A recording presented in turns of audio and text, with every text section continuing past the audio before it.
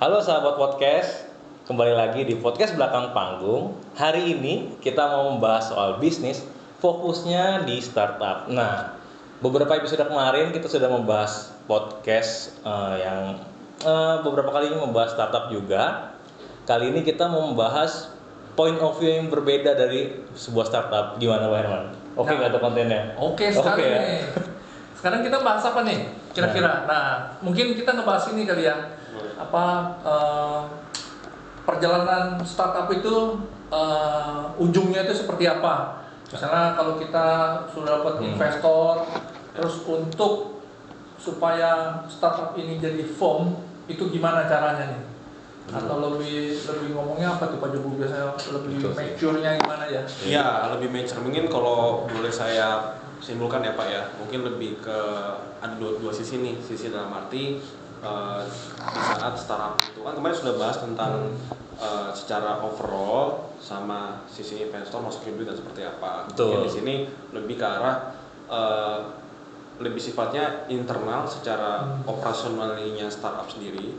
Mungkin lebih agak detail ya, agak internal, sama dari sisi eksternal ya, eksternal yang dari sisi investor maupun beberapa mitra di sana tentang startup sendiri. Gitu sih, komposisi gitu sih ya. Betul. Nah, kita udah beberapa kali membahas soal bagaimana cara startup itu dimulai, mendapatkan investor. Nah, point of view yang belum kita bahas itu adalah apa ya Pak Herman? Mungkin yang samping-samping jurang seru kali ya. Gimana nih? Sebetulnya ini kan. Samping-samping jurang sih ramai bakalan. Ya, startup itu kan belum tentu semuanya berhasil. Betul. Ya kan, Betul. Nah, saya pengen tahu nih apa yang membuat startup ini nggak berhasil. Oke. Nah, ini kan banyak nih. Ya, kan banyak ini kan. Banyak faktornya banyak. Ya, karena yang kita tahu di permukaan itu kan kita selalu bilang, oh ini yang bagus. Tapi kita nggak tahu di bottomnya itu kan banyak sekali. Betul. Nah, saya sebetulnya pengen tahu bagaimana kita membuat startup ini supaya bisa melenggang. Kan ada orang bilang umur startup tuh 5 tahun. After 5 tahun berat tuh kan. Masalahnya 10 tahun ada lagi kan gitu kan. Nah, saya sebetulnya pengen tahu nih yang di bottom nih kenapa sih sampai gagal? Nah gitu. Ya mungkin Pak Jobu bisa cerita dari pengalamannya. Dari pengalamannya, dari yang paling sering dan mungkin sampai yang paling jarang tapi ada gitu. Orangnya hati-hati. Jurang banget. Ini pertanyaannya gampang, jawabnya yang mungkin lumayan agak ini ya, agak berat mungkin ya. Hati-hati aja Pak. Apalagi yang dari sisi kenapa startup itu banyak yang gagal. Betul. Lebih mungkin Pak Jobu, mungkin sebelum itu saya pengen tahu nih.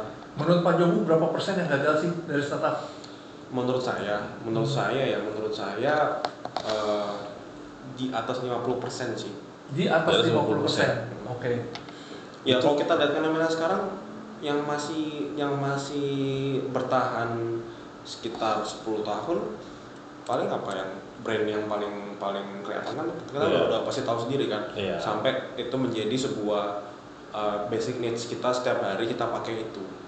Ya, tapi belakangan ini kan isunya gencar tuh. Iya. Co-foundernya banyak yang angkat kaki tuh. Nah, ini pertanyaan juga. Tapi sebelum ke sana mungkin Pak Jobu cerita dulu lah. Betul. Kenapa ini banyak startup yang di bottom?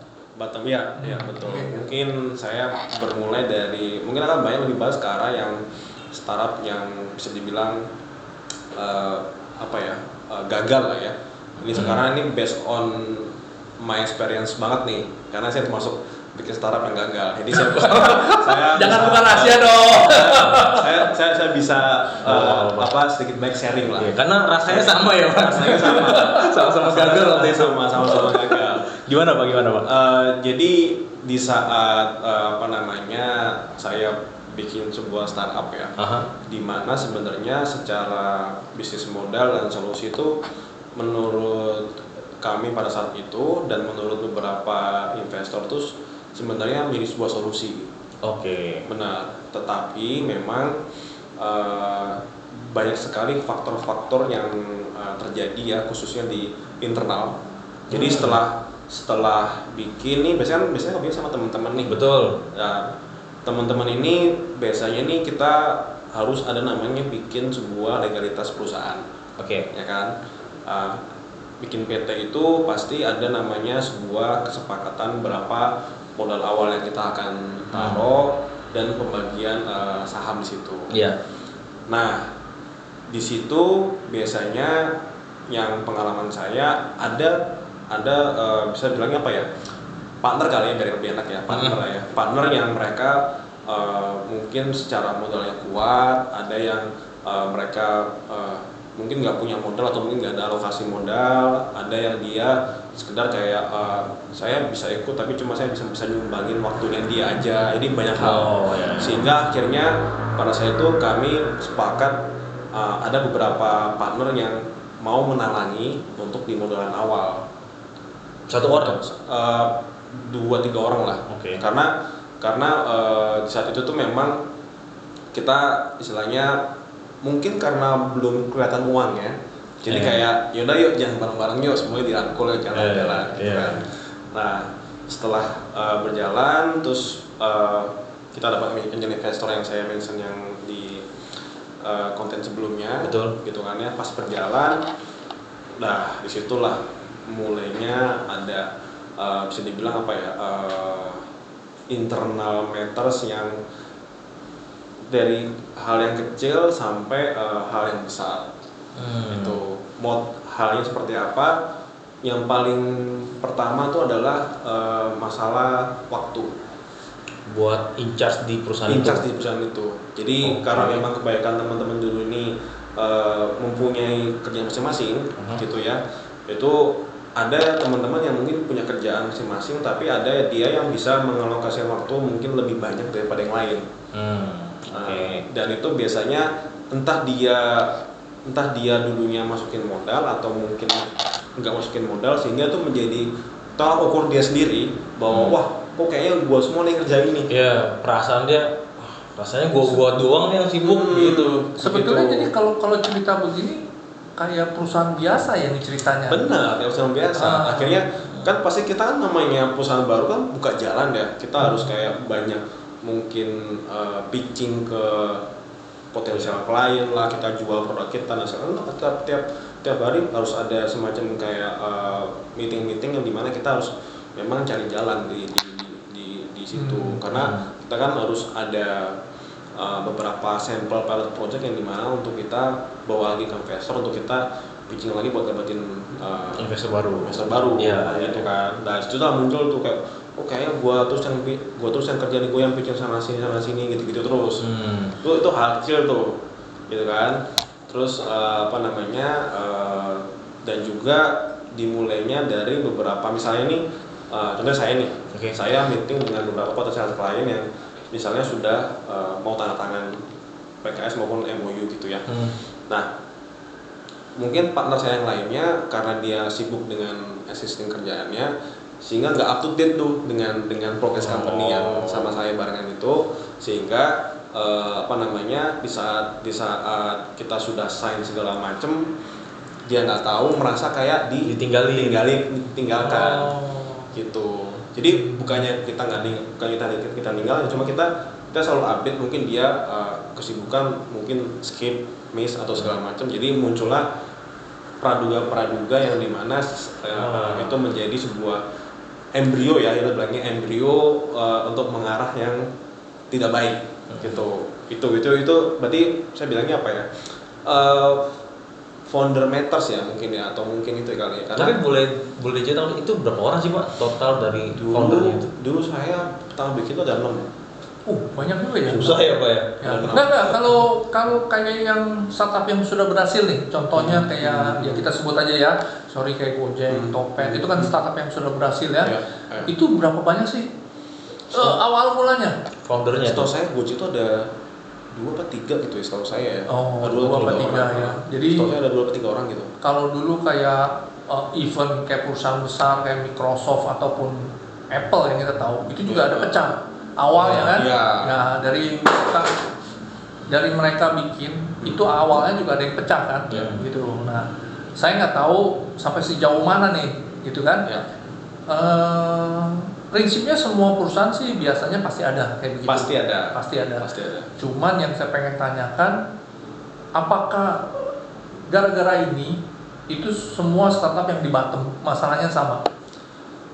Menurut saya mayoritas sama sih Pak. Sama ya. Karena rata-rata nih teman-teman yang bikin startup yang mungkin seperti saya itu pasti dia sudah punya common job untuk mereka bikin sebuah new company yang dia mungkin ada dari 6 orang ini salah satunya kayak oh ini mungkin sampingan saya, satunya oh ini mungkin hanya hobi saya aja, mungkin satu lagi ada bilang oh ini mungkin akan menjadi future saya, macam-macam kan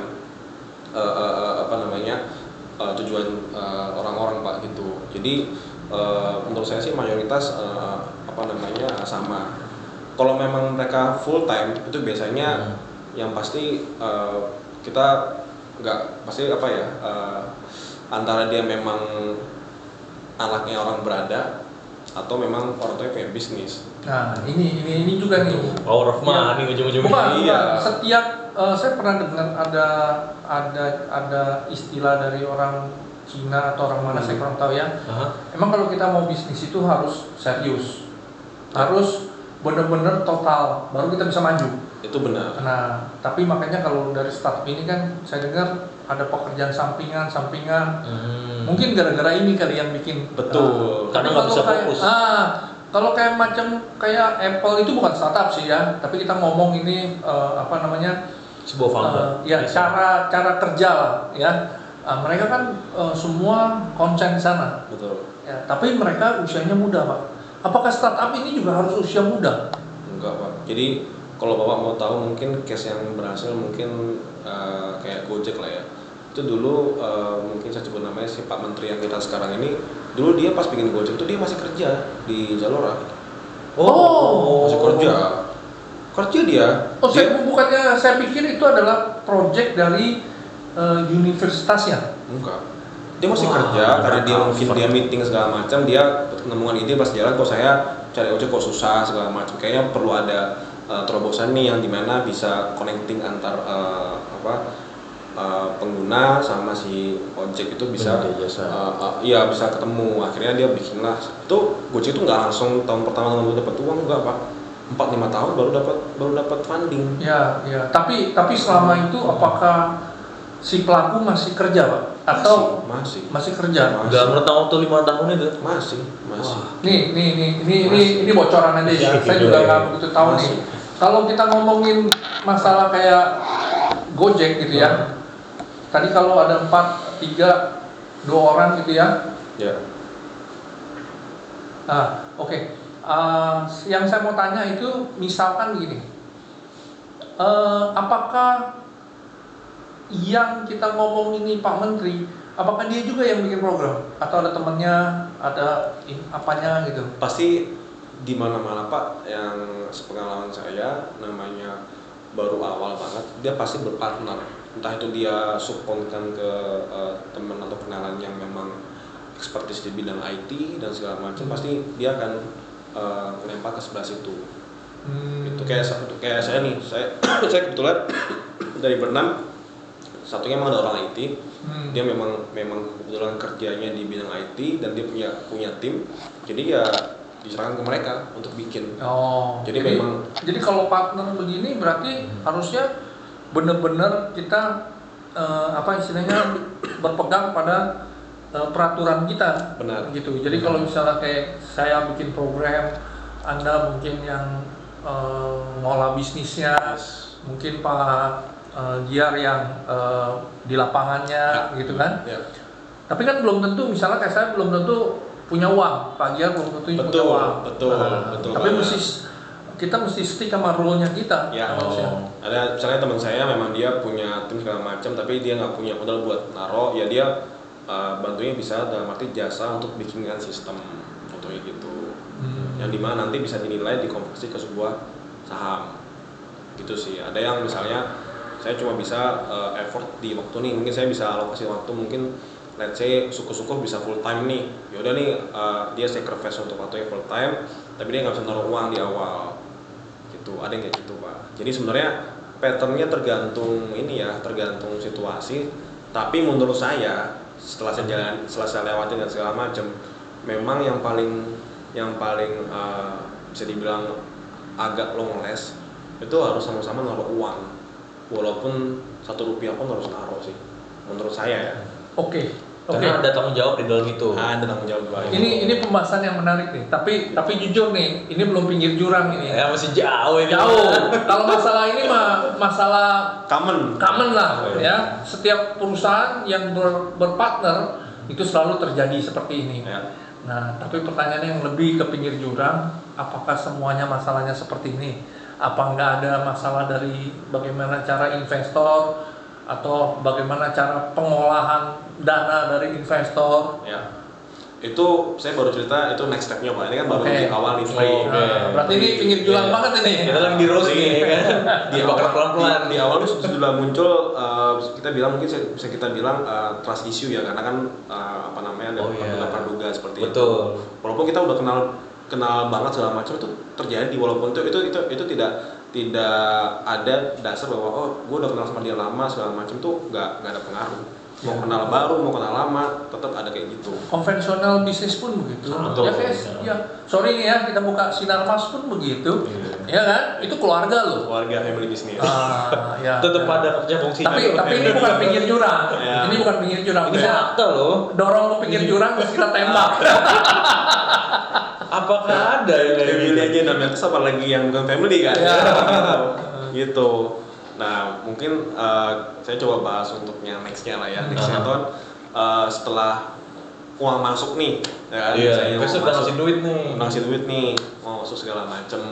Nah namanya sebuah perusahaan baru yang belum punya SOP, betul. belum punya flow dan lain-lain, pastinya yang paling matters adalah manage uang dari investor atau kita sebagai penaruh modal di awal. Itu paling matters karena seperti teman-teman mungkin kayak pengalaman saya, partner saya yang bisa full time, yang bisa setengah full time, yang bisa nggak bisa naruh waktunya, pasti dia kan nggak bisa kontrol uang. Nah, yang bisa kontrol uang adalah yang full time. Ya kan? Karena dia jalan setiap hari cari klien, pasti ada namanya operational cost, terus entertain, ya kan pasti ada segala macam, ngajak partner klien atau makan segala macamnya gitu ya. Sampai misalnya ada project juga dia bisa harus handle project itu.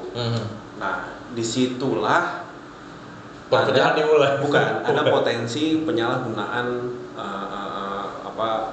investment.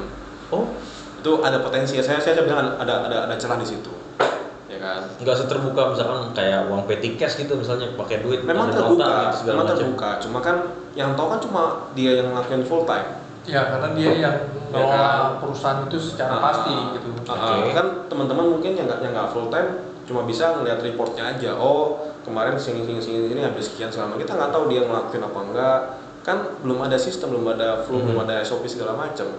Itu ada berpotensi udah bisa bilang biasanya fraud lah ya, fraud yang mungkin bisa dibilang bukan dimaafkan ya, maksudnya ya udahlah gitu, karena kita masih awal, masih ini, dia yang full time ya anggap uang capeknya lah, akhirnya gitu, akhirnya ke arah situ. Tapi itu menjadi notes bersama-sama, wah ini ada potensi nih, gitu. Itu udah mulai itu di situ, ya kan. Terus lalu kedua adalah hiring tim. Ini yang sebenarnya cukup menarik kita coba bahas gitu kan. Hiring tim. Ada orang nitip nggak sih? Misalkan dari founder, kita pun punya keluarga, punya teman, punya saudara gitu. Kalau itu mau jadi apa itu? KKN dong. Kita nggak tahu Pak. Nggak boleh. kalau Tapi ada nggak kayak gitu? Ada. Pasti ada. Cuma ya? kalau pengalaman saya sih nggak ada kayak gitu. Memang pas hiring tim itu pastinya kan apa ya, karena kita tidak ada yang backgroundnya orang psikologi atau orang HRD gitu kan ya. Jadi kan kita harus mempunyai sebuah proses yang dimana sesingkat mungkin karena kita butuhnya urgent ya, karena memang misalnya ada project yang jalan tuh kita harus ada orang untuk yang handle segala macamnya ya, sehingga persentase mendapatkan orang yang cocok itu rendah karena kita nggak ada background SR, terus kita buru-buru jadinya ya mungkin sekedar interview aja, terus cocok, sekiranya cocok semuanya vote setuju, di hiring jalan. Ternyata mencari the right man in the right place itu bener nggak gampang. Entah dia apa namanya bilangnya kerja tapi nggak tahu kemana gitu kan ya. Apalagi company baru kan nggak ada brand belum dikenal sama siapa, terus dia kayak gua kerja yang penting gua dapat gaji deh, nanti ya gua bilang lah gua udah kesini tapi ya gimana Pak, susah Pak, brand baru Pak, gini. Oh, dia hiring ini untuk jadi sales itu? Macam-macam, ada yang jadi sales, ada yang marketing, ada yang di operation, ada yang orang desain segala macam gitu. Tapi memang kalau kita ngomong tadi ada apa, the right man in the right place ya, itu masih mending Pak Jobu. Tapi kalau kita ngomong the right partner pun susah, ya kan? Terjun kan? Tadi udah ada transisi juga kan? Benar. Tapi ada satu di sini yang masih di benak saya, Pak Jobu. Itu kan kalau misalnya kita ada partner, ada yang kita ngomong ada pasif, ada aktif kan? Ya, boleh. Ya, kalau yang pasif itu apakah digaji juga? Setahu saya kalau misalnya kita di bisnis yang konvensional, kalau yang pasif nggak terima gaji, dia cuma bagi sharing dari keuntungan. Kalau yang aktif baru digaji. Ya. Kalau yang pengalaman saya yang pasif itu dia nggak dapat gaji. Sama berarti. Nggak dapat gaji. Kita dulu sepakatnya kalau dia doing job itu kita biasanya sepakatnya ngasih uang harian jatuhnya. Misalnya dia saat ini dia lagi meeting kemana, ya kita hitung per hari sekian harganya gitu sih. Oh, tetap dapat biaya apa namanya? Operasional. Yes. Betul ya. Kalau itu fair ya? Ya, itu fair. Berarti orang yang full time ya dia dapat paling banyak karena dia ngurusin semua gitu. Tapi tingkat honestly-nya ya saya nggak bisa bilang 100% juga ya kan. Itu ya kita asalkan berprogres, kita lihatnya kan output ya. Akan berprogres, ada potensi bisa goal project ya kita tetap aja jalan kayak gitu. Nah, hiring people ini ada Pak relate-nya Pak ke dunia investor nih, karena saat ini memang lagi musim di mana khususnya di startup itu hiring women in the top level. Oh, zaman sekarang. Ya, terus sebenarnya udah agak lama Pak, sudah mungkin lately 5 tahunan inilah. 5 tahunan itu sudah mungkin sekarang lagi gencar banget nih sekarang nih. Gitu. Nah, yang gencar banget tuh memang ada matrix di mana harus hiring woman di top level sekian persen. Itu tergantung dari masing-masing. Ini jadi di luar ngomongin startup nih, kita ngomongin tentang soal culture berarti? Culture ya. Cuman kan maksud saya dari zaman dulu itu kan sudah pernah ada. Zaman Kartini, zaman mungkin pahlawan yang Aceh itu siapa? Cut Nyadin, ya kan? Banyak lagi kan. Itu kan ada beberapa yang memang udah di level itu. Tapi di luar startup nih, ini agak sedikit nih. Kenapa di zaman sekarang lebih dikedepankan masalah seperti ini? Menurut Pak Jobu gimana? Mungkin ini melenceng sedikit ya, teman-teman. Saya cuma pengen tahu aja gitu. Kalau menurut saya pribadi Pak ya, itu melihatnya lebih ke mungkinannya itu lebih ke kesetaraan gender yang pertama.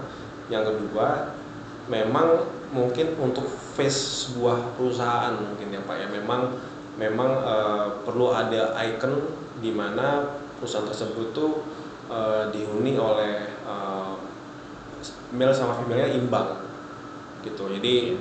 Jadi kalau dilihat dari struktur organisasi perusahaan tuh memang kan kalau kayak laki semua kan aneh juga nih perusahaan kok laki semua 100% kasarannya gitu. Jadi harus ada. Masa aneh sih? Tadu. Oke, enggak apa-apa. Menurut saya ini biarin dulu ya. kita bahas the next saja. Ini seru nih. Kan pembahasan kita nih tentang startup nih. Betul. Ya, jangan dibahas ke sana. Memang ini ada salah satu potensialnya. Jadi kita bisa Nanti kita bahas lagi, tapi jangan sekarang. Sekarang saya mau tahunya startup dulu nih. Tapi seru nih. Ini buat laki-laki dan perempuan kita harus dengerin nih. Yang penasaran, stay tune ya. Nah, startup lagi nih kembali nih ya. Kalau misalnya fraudnya itu salah kelola investasi, itu Bukan salah Pak, miss ya kali miss ya, miss lah ya. Itu maksudnya dari investor itu ada pengecualian nggak? Atau investornya ikut campur tangan untuk mengelola startup ini, gitu loh. Oke. Kalau ditanya seperti itu Pak, investor jujur dia tidak ngecek setiap harinya. Dia pasti hanya minta reporting bulanan, quarterly, terus biasanya setiap 3 bulan tuh mereka ada kayak semacam meeting with investor. Itu bicaranya lebih ke high level ya. Jadi kayak bukan lebih yang kayak uang ini dipakai apa aja, enggak sih. Udah ngomongin teknikal gitu. Expensesnya berapa, kalian achieve-nya gimana dan lain-lain. Jadi memang di situ ada ruang sebenarnya. Ruang di mana yang memang ini balik nih jiwanya entrepreneurship, dia nggak akan nyalahgunain momen itu karena memang dia fokusnya untuk nge-build sebuah bisnis. Tapi kalau mentalnya hanya oportunis, ya secepat lambat waktu akan berbicara, ya pasti bakalan ketawa juga. Karena Gitu sih. karena kita mindset kita sekarang tuh ya biasanya startup tuh nggak lebih dari 5 tahun bro. Iya. Ya. Jadi Banyak begitu yang ya, juga. tapi pertanyaan saya, kalau misalnya memang udah ketahuan nggak 5 tahun, terus buat apa didirikan gitu kan? Ya akhirnya muncullah mindset wah dapat startup, dapat investor besar, ya udah tutup, ya udah akhirnya dia yang penting dia dapat mungkin yang kemarin ya dapat salary lah, mungkin dapat aset, kita nggak tahu Pak, dapat aset. Cuma ini baru nih, saya baru dengar nih ya kan asetnya mungkin apa? Mungkin Tapi emang gila sih. apa gitu kan? Yang itu Pak, jadi kita ambil contoh yang di Shark Tank itu ada yang lulus nominasi. Ya. Shark Tank kan tuh berat banget ya, pertanyaan-pertanyaan juga kelas-kelas berat itu. Ya. Dia lolos dari nominasi itu, dapat duitnya nggak dipakai buat bikin bisnis, malah dipakai buat liburan ke Hollywood lah segala macam. Ya akhirnya lepas gitu aja. Nah di Indonesia ada nggak yang kayak gitu? Coba. Kalau ada apa enggak, gua bisa bilang nggak tahu bro, karena kan itu kan biasanya kan case by case ya, case by case. Kalau yang gua alamin sedikit banyak tuh ada, tapi mungkin untuk bungkusnya ini mungkin saya ambil case juga Pak, bukan dari saya pribadi ya. Kan biasanya kalau di startup itu kita jadi kenal banyak orang, jadi kita sering sharing beberapa teman-teman yang punya startup lain dan mungkin kerja di startup lain. Itu memang ada salah satu startup itu sudah cukup besar, mungkin investmentnya sudah mencapai puluhan miliar lah ya, gitu ya. Oke.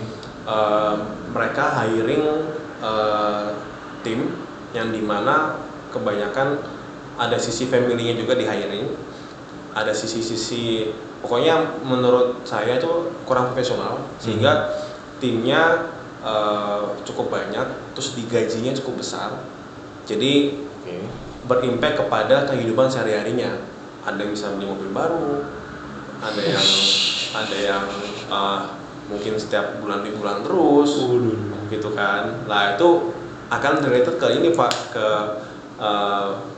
menggaji sebuah orang terlalu tinggi karena kita melihatnya hanya di sebuah CV yang bagus dan mungkin good talking in English ya kalau menurut saya, karena sekarang baik banget teman-teman yang secara bahasa Inggrisnya bagus gitu ya, tapi nggak semuanya punya skill yang mumpuni. Tapi memang sih ya, dari seluruh skill manusia yang saya paling lihat itu adalah bahasa sih. Pertama bahasa. Asal lu bisa bahasa, lu bisa doing apa aja. Yes. Gitu. Betul. Kalau lu cuma punya skill misalnya teknikal tapi lu nggak bisa bahasa, bagaimana lu mau ngomong sama orang? Betul sih. Gitu kan? Tapi ini bagus. Nah, pertanyaan saya lagi nih Pak, ini udah tepi jurang banget nih. Hati-hati kepleset, Pak. Kalau itu startup nggak berhasil Pak, Ya. terus pada waktu di likuidasi atau diapain gitu ya, itu gimana caranya? Ngelikuid bahwa startup itu nggak selesai, terus udah selesai begitu aja, bubar begitu aja. Nah, maksud saya Iya, pertanggungjawabannya maksudnya. pertanggungjawabannya gimana? Sebenarnya ini sebenarnya cukup menarik Pak. Jadi kalau saya bilang case by case ya. Ada case yang dimana startup itu model bisnisnya dia punya software dan hardware, sehingga di saat memang bisnisnya nggak jalan, memang harus mungkin liquid dan tutup dan segala macam, itu yang berupa hardware bisa dijual kembali untuk pengembalian ke investor. Jadi memang hardware-nya dijual kembali. jadi bisa jadi kayak semacam aset yang dimiliki oleh Komputer, itu semua lah, motor gitu ya. entah produknya, entah mungkin aset kantor berupa mobil apa segala macam, nah ini dia harus dijualkan semua untuk pengembalian itu. Tapi masalahnya kebaikan startup ini yang produknya berbentuk software, Nah, yang dimana kita nggak bisa menilai itu. betul. Nggak bisa menilai itu, kan itu intangible Iya, asset, betul. gitu kan ya. Ya menilai seperti apa, kalau saya dapat diskusi sama teman-teman saya yang salah satunya dia startup untuk bikin software, ya itu sebenarnya dia malah disuruh karena nggak bisa ngembaliin uang investor, dia disuruh kerja untuk investornya. Oh ya? Ada yang kayak begitu? Ada yang begitu. Tapi Jadi, digaji nggak? case by case ya. Gajinya dia buat nutupin itu jatuhnya. Wah, gila. Baru Gitu. dengar. Jadi Tapi masing-masing beda-beda lah. Cuma ini ada case by case yang memang ada yang kayak gitu. Ada yang apalagi macam-macam lah. Sebenarnya kalau kita bicara itu mungkin nanti saya bisa mengundang beberapa pelaku-pelaku. Wah, seru Yang banget. tambah seru nih. Kita bakal punya tamu ntar. Pelaku-pelaku yang mungkin bisa dibilang sukses, sama yang pelaku-pelaku yang mungkin sama kayak saya ya, yang gagal. Itu jadi lebih kaya untuk point of view-nya gitu lah ya, Betul. di sisi startup sendiri. Jadi sebetulnya kita mengedukasi teman-teman yang baru mau bikin startup gitu. Ya termasuk saya juga nih. Saya sebetulnya menggali aja sih sebetulnya arahnya kemana. Tapi kembali lagi nih, kalau software Pak Jobu. Iya, menentukan nilainya itu ya, Pak. Ya, software itu bukan bisa hak patenkan. Ya itu bisa. Hak paten itu kan maksudnya bisa dipegang untuk investor kembali kan? Benar, setelah dipegang, tapi kalau nggak berguna kan nol Pak nilainya. Oh iya. Tapi kita ngomong kembali lagi ya, zaman dulu itu hak paten juga banyak sekali yang dianggap nol. Contoh kayak komputer itu mouse itu dulu nggak ada harganya, ditawarin ke semua, ke IBM, ke Apple, nggak ada yang mau. Tapi buktinya sekarang jadi boom kan, belum begitu penting. Tapi sekarang kan bisa kan. Mungkin ini salah satu maksudnya value-nya. Iya. Benar nggak kayak gitu? Ada nggak semua startup kalau kita ngomong software-nya dipatenkan nggak? Apa cuma ya lu bikin aja? Dipatenkan sih Pak. Patenkan. Saya dulu patenkan, pasti semua rata-rata dipatenkan. Mungkin sama ini Pak, saya lupa nyampein. Mungkin selain mungkin yang startup yang gagal itu, mereka masih punya data. Nah, data itu yang mungkin bisa di value-kan kepada investor untuk mereka bisa olah lagi ke depan. Betul. Ini salah satunya nih ya. Salah satunya. Teman-teman, Gitu. data itu sekarang penting. Jadi kita bukan ngomong bahwa kalau kita registrasi, cuma registrasi, tidak. Buat kita tidak penting, tapi buat beberapa teman yang lain itu selalu penting data itu. Memang ini jadi apa namanya utamanya. Tapi apakah startup juga mengumpulkan data tuh Pak? Karena saya lihat juga ngumpulin data ya, semua startup rata-rata ya. Data yang lebih bagus adalah data yang berupa mobility. Jadi kita tahu orang itu kesehariannya kemana, dari mana, dan lain-lain itu lebih bagus Pak. Ya, karena nggak selalu itu juga. Yang saya tahu ada data-data kayak cuaca, data-data tentang mungkin pergerakan hewan, apa itu juga ada, gitu ya, dikumpulin sama mereka ya. Jadi yang penting, jadi sekarang itu data ya. Data sih Pak. Pertanyaan saya sebetulnya nyangkut sama yang dulu. Apakah semua startup itu harus berteknologi? Nah, ya kan? Saya kan pernah nanya dulu kan di episode yang sebelumnya ya Pak ya. Betul. Kita ada tanya kayak gitu. Dan jawabannya selalu tergantung. Tapi kalau dilihat dari sini berarti semua harus teknologi lah. Iya. Karena kita udah di zaman apa nih? Sekarang zaman apa nih?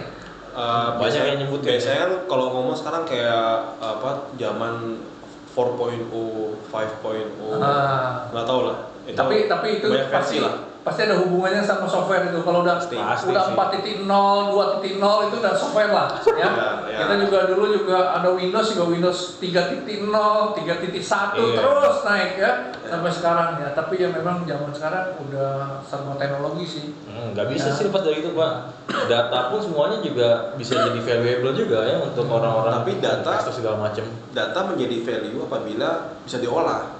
Betul, saya setuju itu Pak. Kalau nggak bisa diolah, just database aja selesai. Nah itu kan berarti ada another step proses yang dilakukan untuk menjadi sebuah analisa yang yang bernilai lah kita bilang bernilai gitu. Tapi itu juga jadi kalau ukur juga misalkan data-data kayak gitu bisa menentukan nilai saham kali ya. Pasti dong. Sebetulnya data itu nggak dipublish, nggak boleh. Iya. Data itu nggak boleh dipublish. Jadi kalau saham sih bukan ke data sih, mungkin lebih ke banyaknya pengguna atau banyaknya yang menghargai produk kita. Gitu. Ya, kalau data sih sampai sekarang kalau kita publish dengan nggak benar masih ilegal ya kayaknya ya. Nggak boleh sih. Tapi pasti. Tapi kalau kita ngomong sudah banyak yang ngumpulin data lah. Ya kayak KTP itu kan yang ngumpulin data pasti government kan. Gitu. Nggak cuma itu Pak, pinjol. Gimana?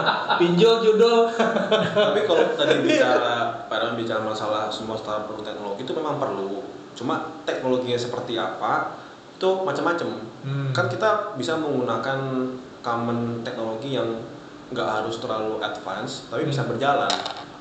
Ada yang kan sebenarnya. Jadi bisa dibilang teknologi itu hanya supporting saja, tergantung kita main bisnisnya apa. Iya. Ya. Kalau nggak perlu data banget juga nggak pakai kali. Misalnya kayak cuma ingin data, misalnya kayak survei nih, kan dulu survei kan harus pakai selebaran, sekarang udah pakai Google Form survei segala macam. Itu kayak itu contoh pakai common tools yang ada sebenarnya. Jadi nggak harus misalnya saya bikin bisnis apa, harus bikin apps-nya itu, nggak harus kayak gitu sih. Tapi rata-rata sekarang apps loh Pak Jomo. Rata-rata apps. Benar. Even kita mau ngapain aja mungkin ke WC aja ada apps-nya. Mungkin ada betul ada di Google ada ya. Di Pik ada. Jadi pakai apps itu baru masuk gitu. Aduh, saya makanya lama-lama ya susah juga. Ya makanya ini BB Chatol itu punya saya dulu Pak soalnya. jadi kena nih ya. Berarti benar itu nggak works ya. Oke guys, kita udah ngobrol lumayan lama loh. Tadi kita udah ngobrol banyak hal tentang sama Pak Jobu tentang startup, point of view sudut yang lain dari startup itu sendiri. Nah, ini kita udah di penghujung acara, jadi jangan lupa like, comment, dan subscribe podcast Belakang Panggung dan juga di-share video-video kita. Mudah-mudahan bermanfaat untuk teman-teman semua. Oke, kita kembali lagi lain waktu. Dah, terima kasih.